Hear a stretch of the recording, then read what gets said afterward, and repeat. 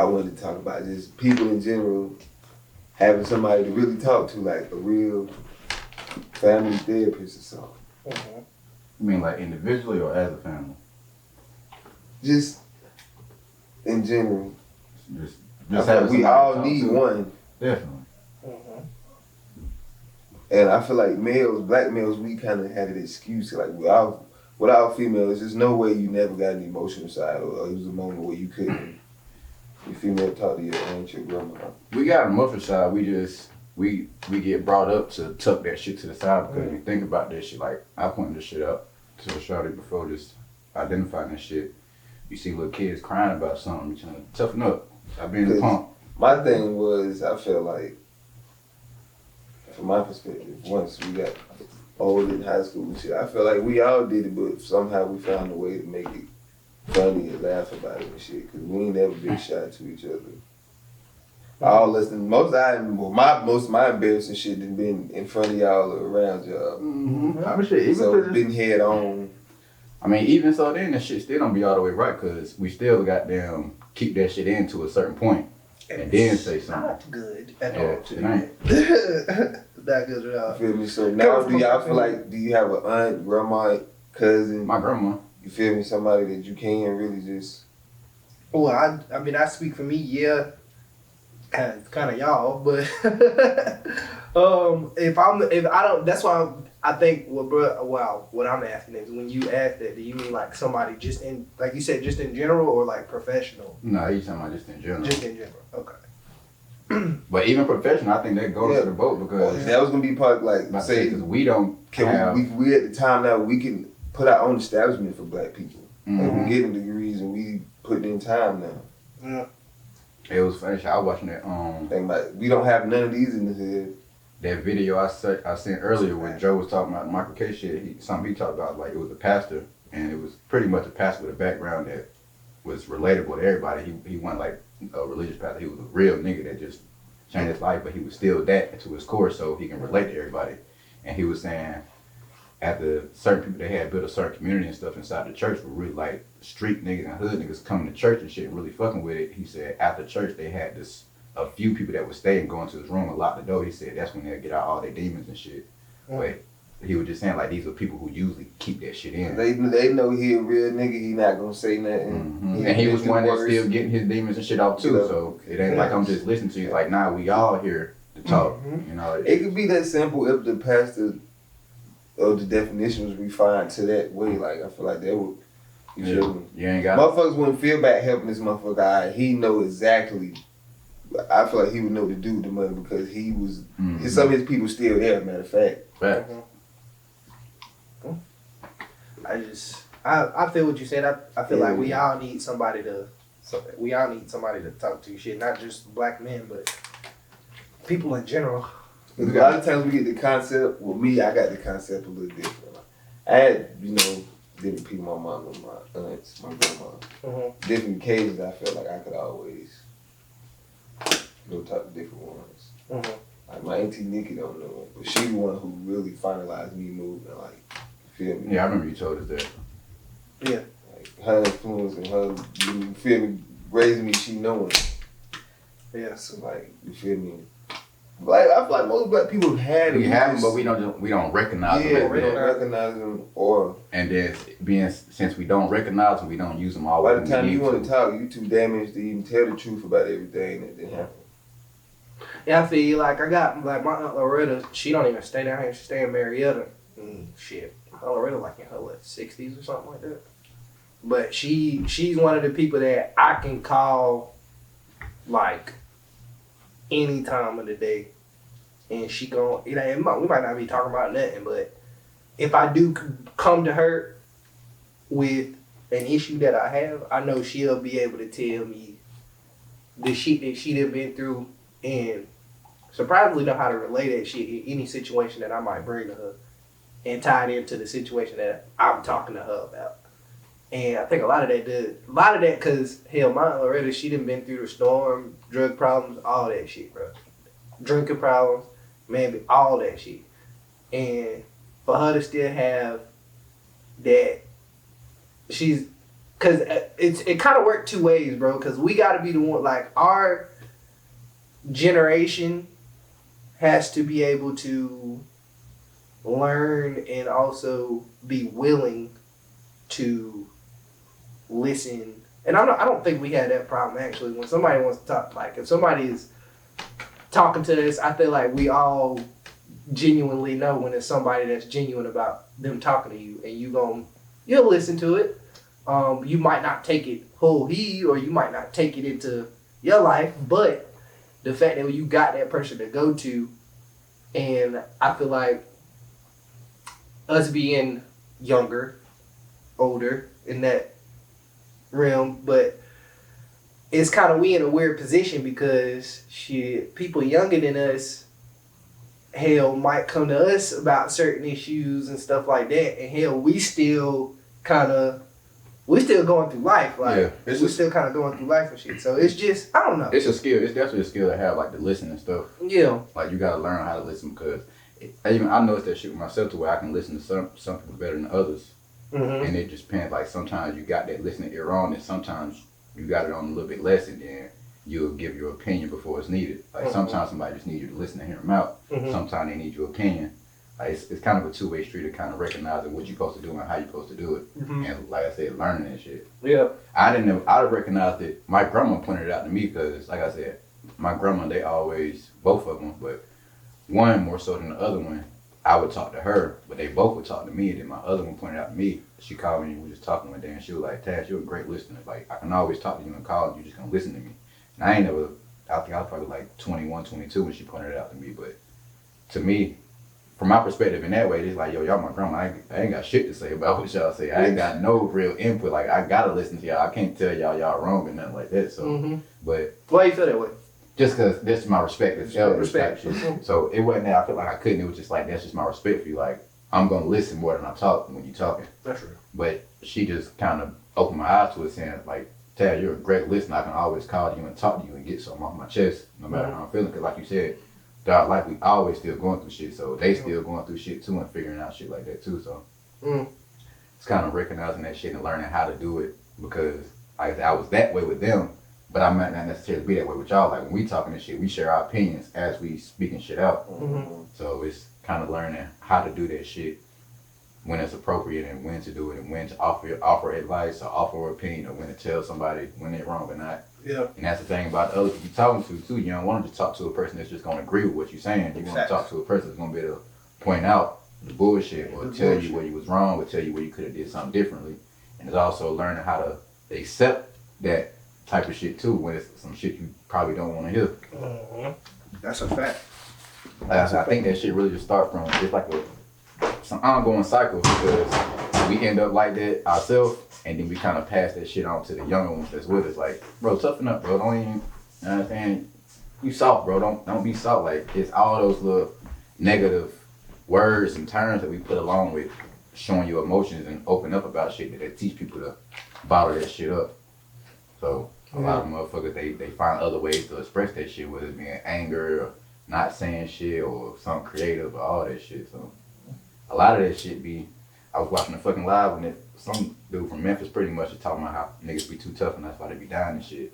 And one of the terms he said, it was something he was saying, he like, you're not tough because you got a gun, you just a agitated nigga with a gun. Like, you just a bothered nigga with a weapon. Like, they don't make you tough. Like, you're using this shit because you're bothered, and that's not necessarily the right way to go about this shit. And that's just an example of how a lot of us grow up being, like, we just turn to anger to express ourselves, and we just kind of snap because we're not used to just saying, hey, bro, that shit hurt my feelings, bro.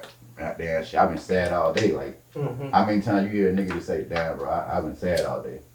And I say it usually take us to get to a certain age to start recognizing that shit. But when we like 16, 17, up to like our early to mid 20s, niggas ain't really just admitting that. I was sad yesterday, bro. Yeah. That's facts though. It's like, nah, bro, get out my face, I ain't even move. Or you just ready to spaz on somebody because you got some shit in you and you don't know how to get it off. And then once your body recognizes a reason based off what you were used to, they snap off that shit. Oh. Well, like I said, I feel like that shit really started from us being kids and not, saying toughen up and like shake this shit off. It's like, cause I even see it with like, shit. I even see it with my nephew now. Like my nephew's a sweet ass kid, bro. Like he a sweet kid, innocent as fuck. Like, and I see it like, damn, I was probably like my mom used to tell me like, you that sweet as a kid, bro. Like that was you, sweet as fuck. And it's just like when he get hurt and shit, it's like, damn, I know he, like, I look at him like, well, that probably did hurt a little bit. But you see him already trying to, like, yeah, but I can show it. Like, me and my, you know, my brother is, you know, I guess considered an alpha male, if y'all want to. And he got that military shit in him a little bit, too. Military shit in him, too. Exactly, bro. You right on the money. So, it's like, it's not him being it's just. It's what he knows. It's what we know. Like, hey, toughen up. Hey, you ain't no need to be in crowd. Like, I'm just thinking of an example. Last week, shit, we was at a cookout and, you know, the boomer room, he wanted to go and open the door in the boomer room because ain't nobody been back there in a minute. I was like, shit, go ahead, open it up. He got to the door and he was terrified to open the door.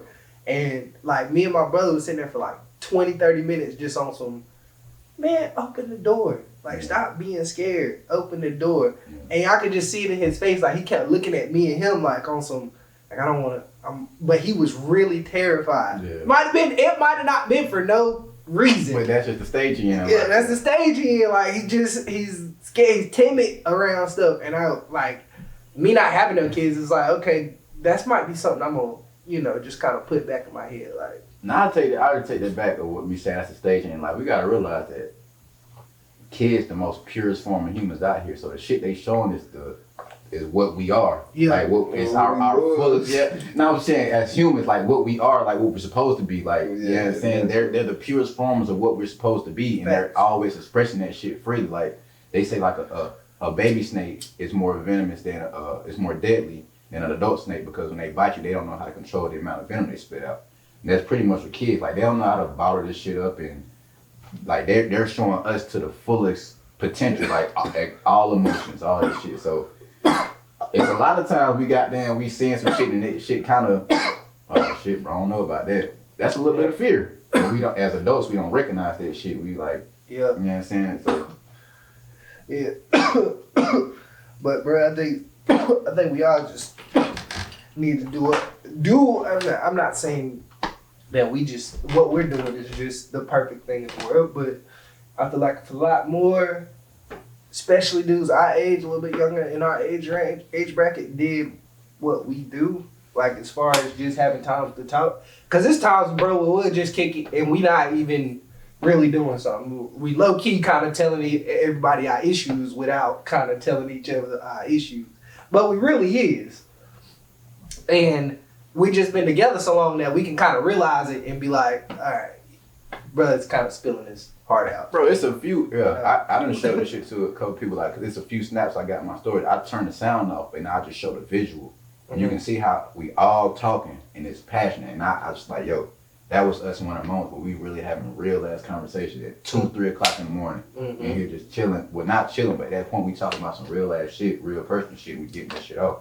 Yeah. Everybody done got that shit. Even amongst other cliques and shit, they around each other and they can only be cool or be hard or be aggressive. Like and that shit is weird, bro. That shit is weird. As I get older, that shit is weird. Like, y'all niggas, like, wait, are we really this bad all the time? Like, are we really this aggressive? Do we gotta be like this right now?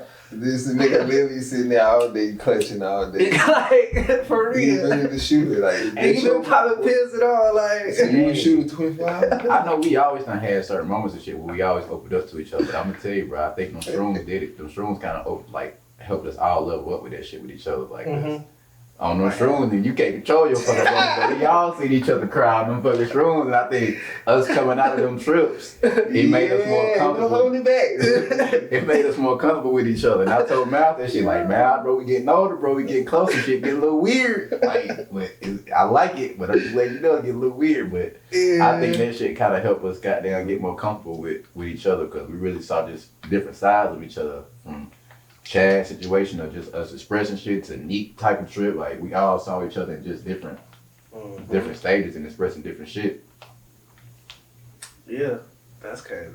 It is.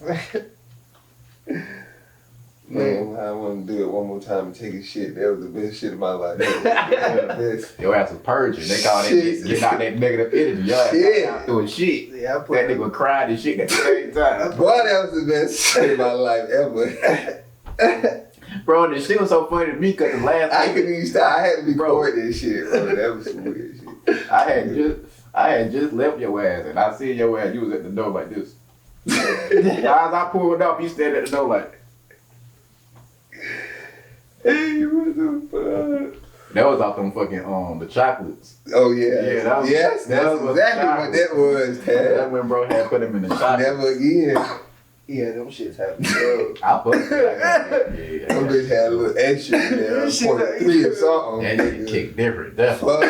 Fuck. I remember I had ate one on That goddamn. bitch was direct, On man. New Year's, I ate one. That shit hit me quick. Yeah. Yeah. But Yeah, we definitely, I like the fact we're doing this, and we'll definitely start from up. We got to start pushing this shit more. It's that. Yeah. Also, it's just being a space to talk so we can encourage more people to do shit like this. And it ain't, I'm not saying with us, but just in general amongst each other. It ain't gotta be no shit they record, but just sitting with your niggas and just talking about real Like, shit well, that's it's- happening. that, like, I bet you, like, it's niggas out here that's probably been homeboys, and them niggas ain't never seen them feel down. Like, it's just, wait a minute. So every time y'all together, y'all either ever hella aggressive or y'all just happy all the Yeah, time? only on some cool shit. On some cool shit. I'm Like, had to ask nigga, but what you doing in life the way you always like this? 'Cause I want to be like that. I'm had to ask. Like, real shit. if this how your life really is, put me down. Real shit. What are you doing? Because I want to do it too. But, because ain't no way. Ain't no way. Not with all this other shit. Even with everything going on that might not affect us directly, it's still affecting us. Like, Yeah, and that's all about learning to recognize that shit. mm-hmm. I've seen that shit before too. Like that's what being woke is and awakening. It ain't about no spiritual shit. It's more so about not only it's higher self awareness. Yeah. Recognizing more shit within yourself, and the more shit you can recognize within yourself, you gonna start to think differently. That's a fact. Like an example of that shit, I think different just based off the fact of me going through my health shit, just learning about the body and being able to recognize what certain is on the body. Like that shit make me start to think differently, just knowing certain shit. Yeah. So more learning shit about yourself definitely goddamn. That shit made me mad. Why I wasn't thinking like this before? Why did this stuff take so long? I've been around and I ain't seen it. Yeah. Why I'm just not normalizing it? You know what? It's that was gonna talk about like our Taz's baby girl, like my nieces and nephew, they generation is gonna be the ones to fucking like pretty much change the world. And the reason why I say that is because our generation is kind of we're the ones that's kind of we got the butt end of shit, and then we were the ones that were the first ones started to kind of wake up to shit.